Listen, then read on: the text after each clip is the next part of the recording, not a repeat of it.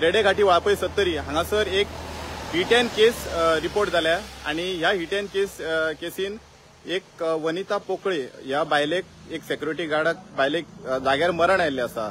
आमकां चड इन्फॉर्मेशन मेळटा ती अशी की ही कॅन्टर होंडाच्यान वाळपय वाटेन येताली आणि अशें आमकां आयकपाक येता ह्या गाडयेचो जो ड्रायव्हर आसलो तो एकदम सामको टायर्ड आसलो पिवन आणि सगळ्यांक होंडाच्यान कट मारीत मारीत तो वाळपय मेरेन पावलो। जे वनिता पोकळे आसात ते CHC वाळपय हांगासर सेक्युरिटी गार्ड म्हणून काम करताले आणि 8 जेन्ना ते ड्युटी तेजी ऑफ जाली तेन्ना ते साखळे वचपाक बसीक रावल्ले। सो खूब टायम बस ना म्हणून तेणे कोणा कडल्यान तरी लिफ्ट घेतली आणि लिफ्ट घेवन ते वाळपयच्यान साखळे वाटेन वयताले।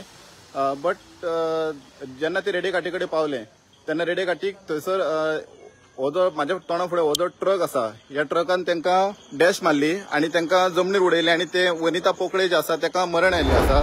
बेळगाव गोवा राष्ट्रीय महामार्गाचेर आनमोड घाटांत आयज सकाळी 9च्या सुमाराक बस आणि कार यांच्यात टक्कर जावन अपघात जाल्लो आसा आणि ह्या अपघातात कारमध्ये आशिल्ल्या काही जण आसात ते जखमी जाल्ले आसात अशी माहिती आमकां मेळिल्ली आसा।